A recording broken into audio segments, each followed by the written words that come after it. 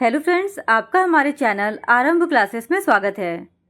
आज के इस वीडियो में हम लोग वाईसीटी की बुक से पीजीटी ज्योग्राफी के प्रैक्टिस क्वेश्चंस को आपके साथ डिस्कस करेंगे।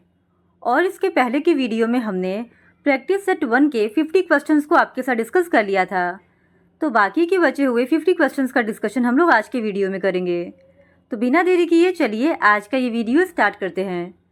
तो क्वेश्चन नंबर 51 है, सूची 1 को सूची 2 से सुमेलित करते हुए कूट की सहायता से सही उत्तर का चयन कीजिए। तो सूची 1 में संकल्पना दिया गया है और सूची 2 में प्रस्तावक दिया गया है और हम लोगों को इनको सही क्रम में सुमेलित करना है। तो निश्चयवाद सिद्धांत को दिया था एफ रेडजेल ने, फिर संभववाद को दिया था जे ब्रून्स ने, नव निश्चयवाद दिया था जी टेलर ने और प्रसंभाव्यवाद दिया था OH के स्पेट ने। यानी ऑप्शन ए इस क्वेश्चन का सही जवाब हो जाएगा। ए का 2, बी का 3, सी का 4 एंड डी का 1। फिर क्वेश्चन नंबर 52, निम्नलिखित युग्मों में से कौन सुमेलित नहीं है? तो एक तरफ संकल्पना दिया गया है और दूसरी तरफ प्रतिपादक, और हम लोगों को बताना है कि कौन सा युग्म सही रूप से सुमेलित नहीं है। तो इस क्वेश्चन का सही जवाब हो जाएगा ऑप्शन डी, अंतरक्रिया मॉडल आंद्रे एलेक्स। अंतरक्रिया मॉडल आंद्रे एलेक्स ने नहीं बल्कि HC कैरी ने दिया है। आंद्रे एलेक्स ने अम्लैंड परिनगर संकल्पना को दिया था, यानी ऑप्शन डी इस क्वेश्चन का सही जवाब है। फिर क्वेश्चन नंबर 53, निम्नलिखित में से किसने लेबेनसरम की अवधारणा का प्रतिपादन किया? तो इस क्वेश्चन का सही जवाब है option D, Ratzel. Friedrich Ratzel ने लेबेनसरम की अवधारणा का प्रतिपादन किया था। फिर क्वेश्चन नंबर 54, ऊर्जा का पिरामिड सदैव डैश होता है। तो इस क्वेश्चन का सही जवाब हो जाएगा ऑप्शन बी, सीधा। ऊर्जा का पिरामिड सदैव सीधा होता है। फिर क्वेश्चन नंबर 55, शक्ति संरचनाओं, पर्यावरण और आर्थिक असमानताओं के बीच संबंध को कहा जाता है। तो इस क्वेश्चन का सही जवाब हो जाएगा ऑप्शन ए, राजनीतिक परिस्थितिकी। राजनीतिक परिस्थितिकी शक्ति संरचनाओं, पर्यावरण और आर्थिक असमानताओं के बीच संबंध को दर्शाता है। फिर क्वेश्चन नंबर 56, ज्वारों की उत्पत्ति से संबंधित संतुलन सिद्धांत का प्रतिपादन निम्नलिखित में से किसने किया? तो इस क्वेश्चन का सही जवाब हो जाएगा ऑप्शन सी, आइजैक न्यूटन ने। ज्वार भाटा की उत्पत्ति से संबंधित संतुलन सिद्धांत का प्रतिपादन 1687 ईस्वी में सर आइजैक न्यूटन ने किया था। फिर क्वेश्चन नंबर 57, निम्नलिखित में से कौन सी एक गर्म जलधारा नहीं है? तो इस क्वेश्चन का सही जवाब है ऑप्शन बी, कनारी धारा। कनारी धारा एक ठंडी जलधारा है और यह जलधारा उत्तरी अफ्रीका के पश्चिमी तट के सहारे मडेरिया तथा केप वर्ड के बीच प्रवाहित होती है। फिर क्वेश्चन नंबर 58, अटलांटिक महासागर की औसत गहराई है। तो इस क्वेश्चन का सही जवाब हो जाएगा ऑप्शन डी, 3900 मीटर। अटलांटिक महासागर की औसत गहराई 3900 मीटर है। फिर क्वेश्चन नंबर 59, कैमेन गर्त निम्नलिखित में से किस सागर में स्थित है? तो इस क्वेश्चन का सही जवाब है ऑप्शन सी, कैरेबियन सागर। कैमेन गर्त कैरेबियन सागर में स्थित है और विश्व की कुल 57 गर्तों में से 32 गर्त प्रशांत महासागर में ही स्थित है। फिर क्वेश्चन नंबर 60, निम्नलिखित में से किस एक प्रकार की जलवायु संयुक्त राज्य अमेरिका में रॉकी पर्वत के पूर्व और पश्चिम दोनों तरफ पाई जाती है? तो इस क्वेश्चन का सही जवाब हो जाएगा ऑप्शन बी, स्टेपी जलवायु। स्टेपी जलवायु संयुक्त राज्य अमेरिका में रॉकी पर्वत के पूर्व और पश्चिम दोनों तरफ पाई जाती है। फिर क्वेश्चन नंबर 61, सूची 1 को सूची 2 से सुमेलित कीजिए। तो सूची 1 में स्थानीय पवन दिया गया है और सूची 2 में देश दिया गया है और हम लोगों को इनको सही क्रम में सुमेलित करना है।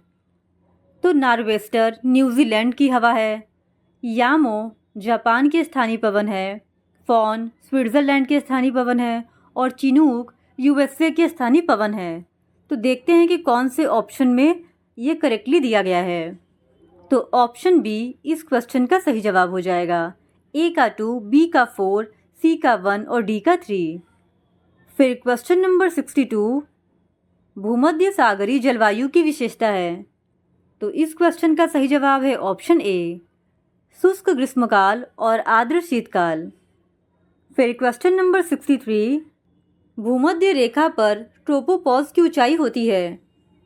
तो इस क्वेश्चन का सही जवाब है ऑप्शन ए, 17 से 18 किलोमीटर। भूमध्य रेखा पर ट्रोपोपॉज की ऊंचाई 17 से 18 किलोमीटर तक की होती है। वहीं ध्रुवीय प्रदेशों में इसकी ऊंचाई 7 से 8 किलोमीटर तक की होती है। फिर क्वेश्चन नंबर 64, ओजोन की माप से संबद्ध पारिभाषिक शब्दों की पहचान करें। पहला डॉप्सन, दूसरा स्पेक्ट्रोफोटोमीटर, तीसरा पायरानोमीटर, चौथा प्लानीमीटर और पांचवा एनीमोमीटर। नीचे दिए गए विकल्पों में से सही उत्तर का चयन कीजिए। तो इस क्वेश्चन का सही जवाब हो जाएगा ऑप्शन ए, केवल ए और बी, यानी केवल डॉप्सन और स्पेक्ट्रोफोटोमीटर का संबंध ओजोन की माप से है। फिर क्वेश्चन नंबर 65, निम्नलिखित कथनों पर विचार कीजिए तथा नीचे दिए गए कूट से सही उत्तर चुनिए। कथन ए है, बरखान का पवनोमुखी ढाल तीव्र होता है।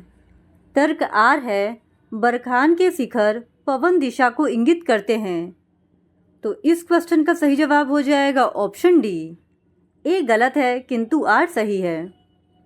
फिर क्वेश्चन नंबर 66, निम्नलिखित में यांत्रिक अपक्षय की तुलना में रासायनिक अपक्षय ज़्यादा प्रभावपूर्ण होता है?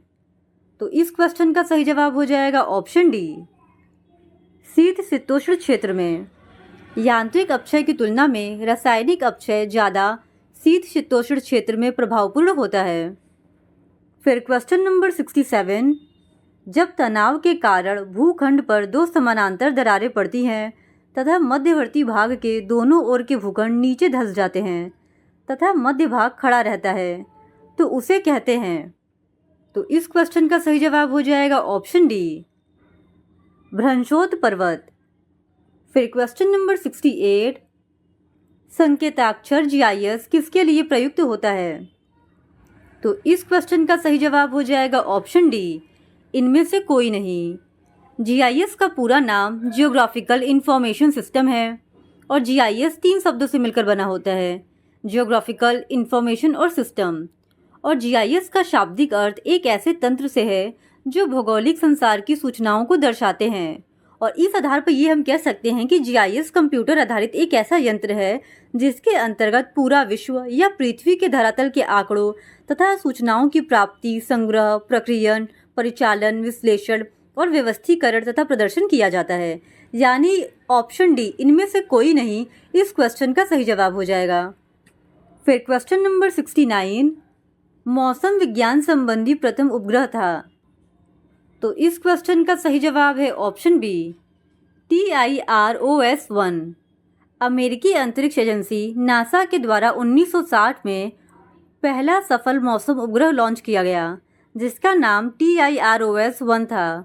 चूंकि उपग्रह एक नई तकनीक थी, इसलिए टीरोस कार्यक्रम ने अंतरिक्ष यान के लिए विभिन्न डिजाइन मुद्दों का भी परीक्षण किया। फिर क्वेश्चन नंबर 70, निम्नलिखित में से कौन सा मानचित्र प्रक्षेप को अंडाकार होमोलोग्राफिक प्रक्षेप भी कहते हैं? तो इस क्वेश्चन का सही जवाब है ऑप्शन सी, मालवीड प्रक्षेप। मालवीड प्रक्षेप को अंडाकार होमोलोग्राफिक प्रक्षेप भी कहते हैं। फिर क्वेश्चन नंबर 71, किस अक्षांश रेखा की वास्तविक लंबाई भूमध्य रेखा की आधी होती है? तो इस क्वेश्चन का सही जवाब हो जाएगा ऑप्शन बी, 60 डिग्री। फिर क्वेश्चन नंबर 72, दक्षिणी अमेरिका के मोड़दार पर्वत का उदाहरण दीजिए। तो इस क्वेश्चन का सही जवाब हो जाएगा ऑप्शन बी, एंडीज पर्वत। दक्षिणी अमेरिका की एंडीज पर्वतमाला नवीन मोड़दार पर्वत है और यह विश्व की सबसे लंबी पर्वतमाला है और इसकी अधिकतम चौड़ाई 15 डिग्री दक्षिणी अक्षांश एवं मकर रेखा के बीच में है। फिर क्वेश्चन नंबर 73, भूकंप की कौन सी तरंगे तरल माध्यम से गुजरने के दौरान अपवर्तित हो जाती है? तो इस क्वेश्चन का सही जवाब हो जाएगा ऑप्शन ए, प्राइमरी तरंगे यानी पी तरंगे। फिर क्वेश्चन नंबर 74, सूची 1 को सूची 2 से सुमेलित कीजिए तथा सूचियों के नीचे दिए गए कूट से सही उत्तर चुनिए। तो एक तरफ ज्वालामुखी पर्वत दिया गया है सूची 1 में और सूची 2 में देश दिया गया है और हम लोगों को इनको सही क्रम में सुमेलित करना है। तो बात करें अगर माउंट रेनियर का, तो ये संयुक्त राज्य अमेरिका में है। वहीं माउंट एटना इटली में है। फिर बात करें माउंट पैराकुटीन का, तो ये मैक्सिको में है और माउंट अबो फिलीपींस में है। यानी ऑप्शन बी इस क्वेश्चन का सही जवाब हो जाएगा। फिर क्वेश्चन नंबर 75, कोनार्ड विच्छिन्नता निम्नलिखित में से किसके बीच पाई जाती है? तो कोनार्ड विच्छिन्नता ऊपरी क्रस्ट और निचली क्रस्ट के बीच में पाई जाती है। क्योंकि कोई भी ऑप्शन में ये नहीं दिया गया है, इस वजह से जो सबसे पास का ऑप्शन होगा सियाल और सीमा, हम लोग इसी को सही आंसर मानेंगे।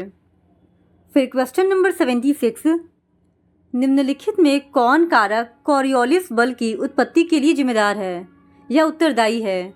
तो इस क्वेश्चन का सही जवाब हो जाएगा ऑप्शन सी, पृथ्वी का घूर्णन। कॉरियोलिस बल की उत्पत्ति के लिए पृथ्वी का घूर्णन उत्तरदायी है। फिर क्वेश्चन नंबर 77, पृथ्वी की उत्पत्ति से संबंधित ज्वारीय परिकल्पना का प्रतिपादन सन 1919 में किसने किया था? तो इस क्वेश्चन का सही जवाब हो जाएगा option B, sir James Jeans ने। सौरमंडल की उत्पत्ति से संबंधित ज्वारीय परिकल्पना का प्रतिपादन सन 1919 में सर जेम्स जीन्स ने किया था और सन 1929 में जेफरीज ने उसी परिकल्पना में संशोधन किया, जिससे इस परिकल्पना का महत्व और अधिक बढ़ गया था। यानी ऑप्शन बी इस क्वेश्चन का सही जवाब हो जाएगा। फिर क्वेश्चन नंबर 78, बृहस्पति सौरमंडल का सबसे बड़ा ग्रह है। यह कथन एक डैश है, पहला प्राकृतिक नियम और दूसरा तथ्य। तो इस क्वेश्चन का सही जवाब हो जाएगा ऑप्शन सी, केवल 2। बृहस्पति सौरमंडल का सबसे बड़ा ग्रह है, यह एक तथ्य है, ना कि प्राकृतिक नियम। फिर क्वेश्चन नंबर 79, निम्नलिखित में से कौन सा वन्य जीव अभयारण्य बिहार के मुंगेर जिले में स्थित है? तो इस क्वेश्चन का सही जवाब हो जाएगा ऑप्शन सी, भीमबंध। भीमबंध वन्य जीव अभयारण्य की स्थापना 1976 में बिहार के मुंगेर जिले में की गई थी और यहाँ तेंदुआ, भालू, सांभर, जंगली सुअर, भेड़िया, बंदर, लंगूर, नीलगाय, मगरमच्छ आदि पाए जाते हैं। फिर क्वेश्चन नंबर 80, भारत के राज्यों में से निम्नतम साक्षरता दर की दृष्टि से बिहार का स्थान है। तो इस क्वेश्चन का सही जवाब हो जाएगा ऑप्शन ए, प्रथम। भारत में 2011 की जनगणना के अनुसार निम्नतम साक्षरता वाले राज्यों में बिहार का स्थान प्रथम है। फिर क्वेश्चन नंबर 81, बिहार सरकार ने वर्ष 2007-08 के बजट में किसानों के लिए निम्नलिखित में से कौन सी योजना करने की घोषणा की? तो इस क्वेश्चन का सही जवाब हो जाएगा ऑप्शन बी, यानी कि किसान सम्मान योजना। फिर क्वेश्चन नंबर 82, बिहार में सूची 1 उद्योगों को सूची 2 नगरों से संबंधित कीजिए तथा सूचियों के नीचे दिए गए कूट का प्रयोग कर सही उत्तर चुनिए। तो सूची 1 में उद्योग दिया गया है और सूची 2 में नगर दिया गया है और हम लोगों को इनको सही क्रम में सुमेलित करना है। तो कागज एवं लुगदी उद्योग का संबंध डालमिया नगर से है, सिगरेट उद्योग का संबंध दिलवारपुर से है, प्लाईवुड का संबंध हाजीपुर से है और जूट का संबंध पूर्णिया से है। यानी ए का 1, बी का 2, सी का 3 और डी का 4 इस क्वेश्चन का सही जवाब होगा, जो कि ऑप्शन बी में दिया गया है। फिर क्वेश्चन नंबर 83, निम्नलिखित में से किस जिला में मखाने का उत्पादन नहीं होता है? तो इस क्वेश्चन का सही जवाब हो जाएगा ऑप्शन डी, औरंगाबाद में। दिए गए ऑप्शंस में औरंगाबाद में मखाने का उत्पादन नहीं होता है और देश में उत्पादित मखाने में 80 to 85% मखाने का उत्पादन सिर्फ और सिर्फ बिहार में ही हो जाता है। फिर क्वेश्चन नंबर 84, बिहार के विविध भौगोलिक पक्षों के संबंध में निम्नलिखित कथनों पर मनन कीजिए। पहला, बिहार में कुल सिंचित भूमि में लगभग 37% नगरों द्वारा सिंचित होती है। दूसरा, बिहार में उत्तरी गंगा मैदान 33,620 वर्ग किलोमीटर क्षेत्र में विस्तृत है। तीसरा, किशनगंज और पश्चिमी चंपारण बिहार में सर्वोच्च वार्षिक वर्षा प्राप्त करते हैं। और चौथा, बिहार में राष्ट्रीय राजमार्गों की कुल लंबाई 2,461 किलोमीटर है। इन कथनों में से कौन सही है? तो इस क्वेश्चन का सही जवाब हो जाएगा ऑप्शन डी, पहला, तीसरा और चौथा, ये तीनों जो कथन है वो सही है। फिर क्वेश्चन नंबर 85, बिहार में निम्न हिस्सों में कौन सा हिस्सा भूतात्विक दृष्टि से अपेक्षाकृत पुराना है? तो भौगोलिक हिस्सों में से भूतात्विक दृष्टि से बिहार का सबसे पुराना हिस्सा खड़गपुर की पहाड़ियां हैं, जो कि ऑप्शन सी में दिया गया है, और इसका विस्तार मुंगेर से लेकर जमुई तक है, और इसका आकार त्रिभुजाकार है, और इसमें क्वार्ट्जाइट चट्टान की प्रधानता है। फिर क्वेश्चन नंबर 86, बिहार के कौन से 3 जिले पश्चिम बंगाल सीमा पर स्थित है? तो इस क्वेश्चन का सही जवाब है ऑप्शन सी, कटिहार, पूर्णिया और किशनगंज। ये तीनों जिले बिहार के पश्चिम बंगाल की सीमा पर स्थित हैं। फिर क्वेश्चन नंबर 87, निम्न में से कौन सा बिहार की पश्चिमी सीमा पर स्थित है?